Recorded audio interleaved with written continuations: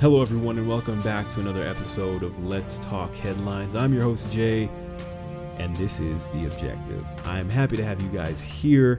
Today it is May 12, 2017, moving along throughout 2017. I know every year people probably say this, but it does feel like the year is just flying by and every day seems to be filled with more and more very interesting stories. It's never a dull moment, especially in American politics. I wanted to start off actually by telling you guys that I have a Instagram account for The Objective Podcast.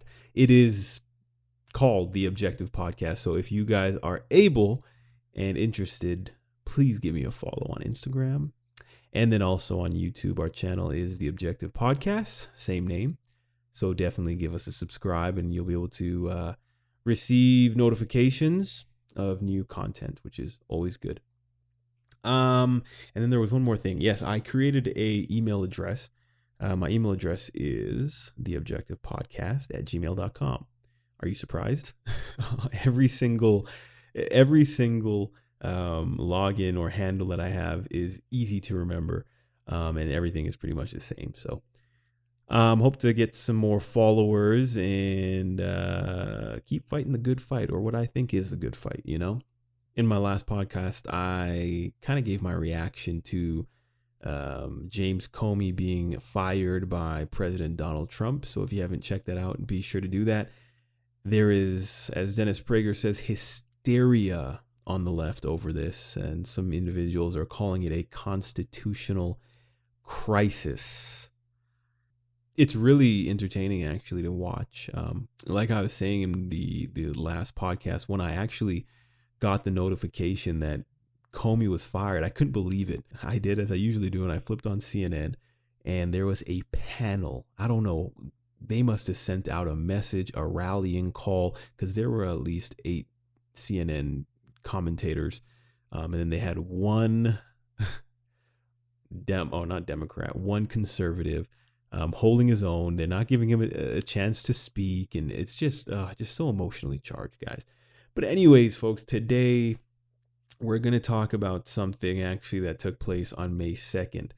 But before we do that, I want to read a very special quote, and I'm not going to really elaborate on this because I think it's self-explanatory. And then if you could, look at what's happening in society today, you can kind of connect it. Okay. So this quote, it's actually taken from the old good book, Isaiah. This is chapter 5, verse 20. And folks, before I read this, I want you to understand that I'm not one to, I understand that there are conservatives who are not Christian, right? There's some atheists who are conservative. There's secular conservatism, right? And they don't necessarily hold the Bible as an authority.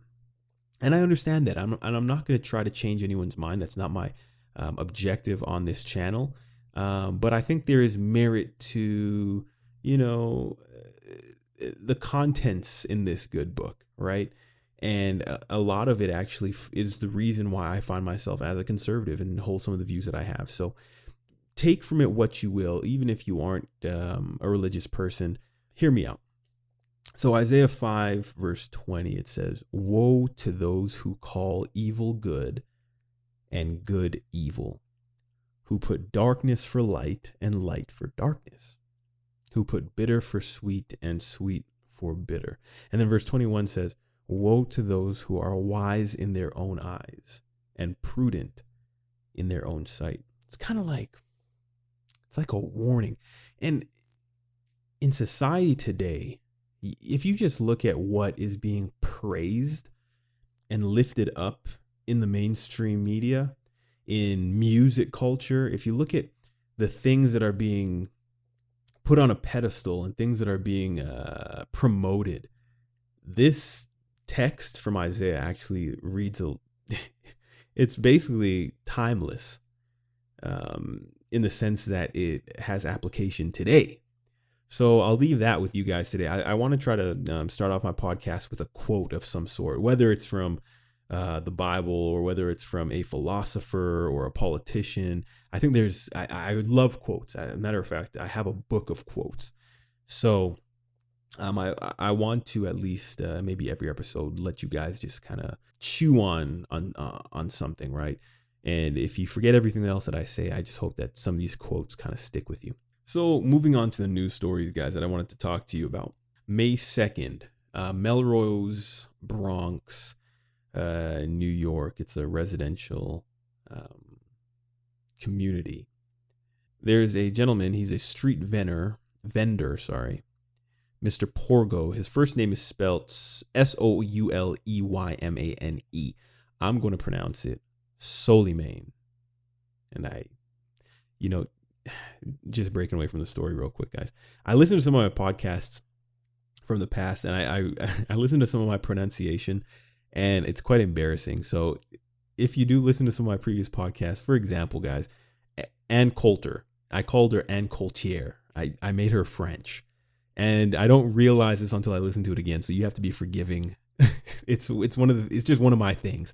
All right. So Soleymane Porgo, 53 years old. He was attacked on May 2nd. Okay. He's a street vendor. And apparently what happened was he approached a man or a group of men about stealing a purse from his table because he's a street vendor. And after that, he was viciously assaulted by multiple assailants. And you guys can pull up a video maybe on YouTube and actually see that. It is vicious. It is heartless. It is animalistic, primitive. It is savage. It is horrendous is what it is. He was down on the ground, clearly out of commission after the first punch. And they kept on hitting him, and he actually found himself in a coma. Okay.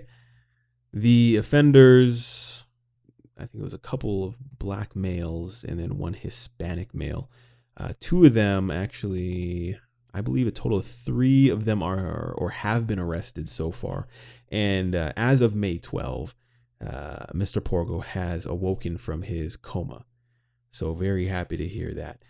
And I actually got this story from a conservative social media page.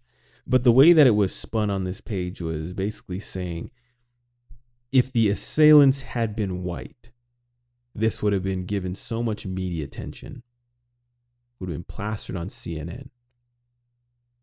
As true as that is, I think there's a lesson to be learned here, and a lesson that I actually have just been enlightened to, and I want to share it with you. It's a very natural response to want to bring up scenarios like this to show the hypocrisy of the left, or to show the hypocrisy of Black Lives Matter, how when black individuals are getting killed by their own people, there is silence. And I don't mean just getting killed 1, 2. I mean there are droves, a multitude of black folk who are killing themselves, who are dying by stray bullets. And there's silence from the left.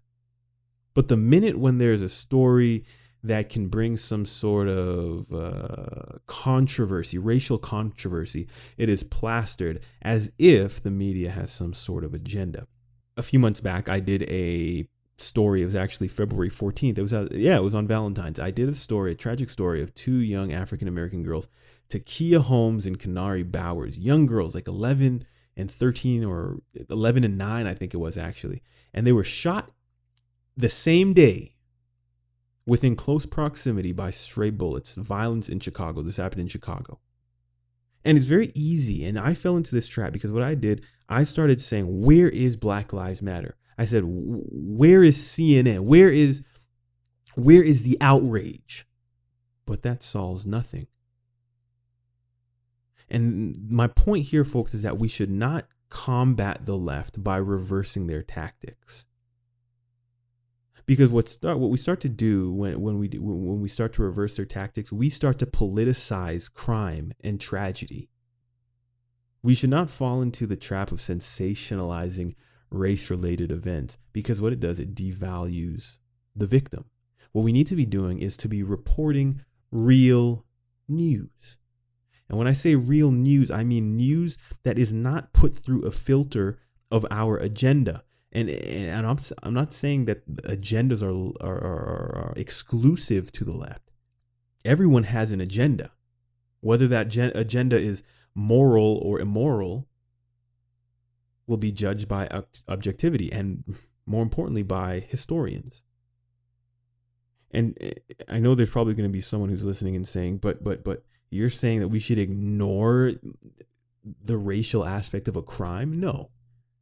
And I want you to understand that there's merit to observing who is committing crimes and why crimes are being committed, and observing certain trends, because this aids in actually fighting crime and targeting these crimes, because you're kind of building a profile, you're building patterns. But all I'm saying is that when you do this, you must do it responsibly. Drawing emotional conclusions does not help anybody. And this is how false narratives are built. I know I don't have too much time here, but the reason why the mainstream media is not trusted by the population, there's a reason for that. The first reason is because people aren't stupid. People can see when the wool is being put over their eyes. At least I would like to think so. I think generally speaking, people are able to see when there is bias. They're able to see when a news story, for instance, isn't being covered honestly or fairly. But a lot of times we don't do anything about it because it kind of furthers our agenda. It gives us, it kind of bolsters our positions. Therefore, we don't mind. But if the other side is doing something, then we're so quick to call them out. And that goes for anyone on any side of on the spectrum.